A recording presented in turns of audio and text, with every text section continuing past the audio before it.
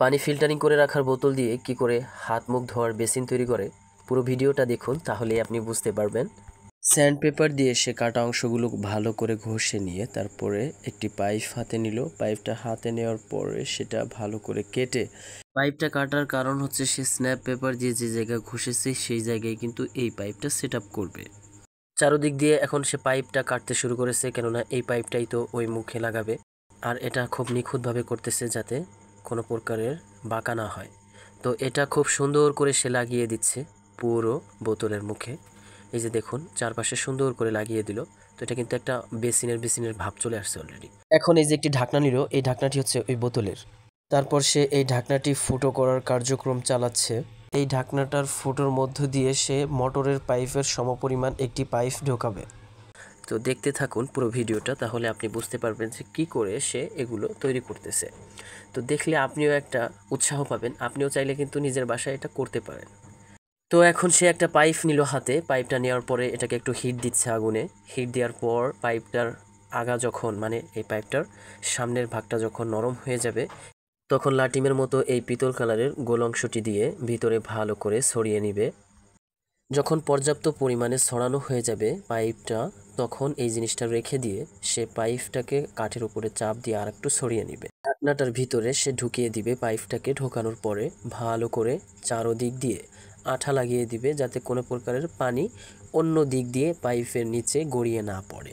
তারপর ঢাকনাটির সাথে ভালো করে আঠাটা লাগানো সম্পূর্ণ হওয়ার পরে বোতলের কাটা অংশের এই মুখের দিকে ঢাকনাটি ভালো করে লাগিয়ে দিচ্ছে। টিউব কাটার দুটি অংশ নিয়ে সেটার উপরে রড কাটার যে প্লেট আছে, রড কাটার মেশিনের যে প্লেট, সেই প্লেটটা রেখে চারপাশে মার্কার পেন দিয়ে দাগিয়ে নিচ্ছে। দাগিয়ে নেওয়ার যে কারণ, সেই কারণটা হচ্ছে এরকম দাগ দিয়ে নিলে সে খুব গোল করে এটা কাঁচি দিয়ে কেটে নিতে পারবে। তো এই গোল করে কাটার ক্ষেত্রে কাঁচি ব্যবহার করাটাই সবচেয়ে উপযোগী বলে মনে হয়। কেননা দেখুন এটা দিয়ে সে ঘুরিয়ে ঘুরিয়ে কাটতে পারতেছে।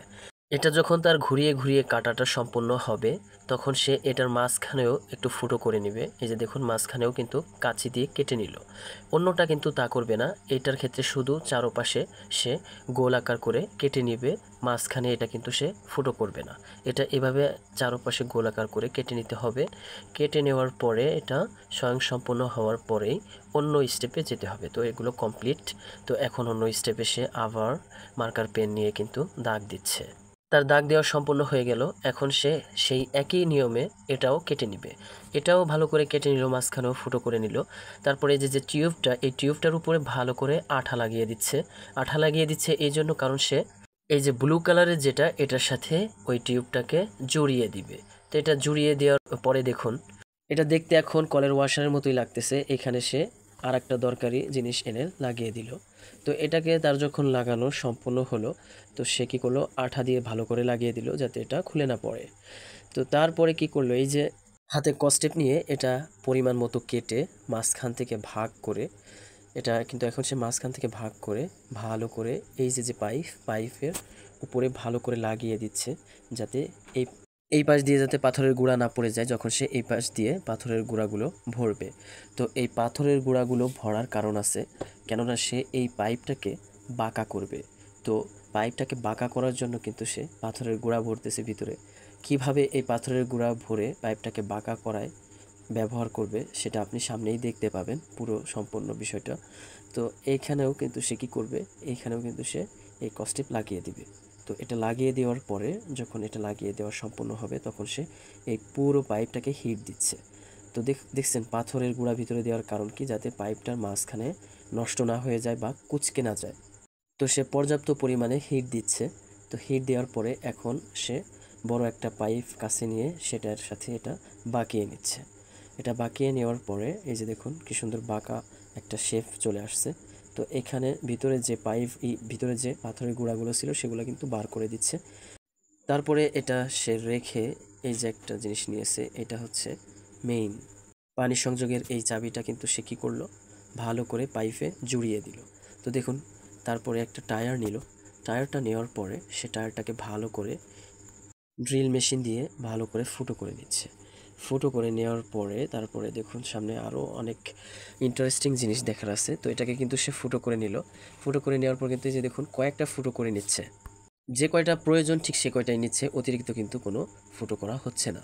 এখন সে এই টায়ারটির উপরে স্প্রে করবে। স্প্রে করার পরে তারপরে ওই যে পাইপগুলো দেখতে পারতেছেন, ওই প্রত্যেকটা পাইপ এই যে কয়টা ফুটো আছে সবগুলো ফুটোতে কিন্তু সে লাগিয়ে দিবে। তো দেখুন ভালো করে যে কয়টা ফুটো করেছিল সবগুলোতে কিন্তু সে স্প্রে করতেছে। তো স্প্রে করা শেষ হয়ে গেলে তখন সে কি করলো, ওই যে পাশে যে পাইপগুলো ছিল প্রত্যেকটা সেগুলোর ঢাকনা সহ ভালো করে লাগিয়ে দিচ্ছে। তো প্রত্যেকটা কিন্তু ভালো করে লাগিয়ে দিচ্ছে। যে কয়টা ফুটো আছে প্রত্যেকটাই কিন্তু লাগাবে, একটাও বাদ রাখবে না। তো দেখুন লাগানোর পরে এই যে কি সুন্দর একটা শেপ চলে আসছে। অলরেডি আপনি এটার শেপ বা আকৃতিটা দেখেই বুঝতে পারতেছেন যে অলরেডি একটি বেসিন তৈরি করে ফেলেছে। তো এখন সে আগে যে জিনিসগুলো তৈরি করেছিল সবগুলো পাইপের সাথে জুড়িয়ে দিচ্ছে। তো জুড়িয়ে দেওয়ার পরে এই যে দেখুন, এই যে চাবিটা ছেড়ে দেওয়াতেই কি সুন্দরভাবে পানি পড়তেছে। তো আসলেই কিন্তু এই পদ্ধতিটা খুবই অসাধারণ, চাইলে আপনিও আপনার বাসায় তৈরি করতে পারেন।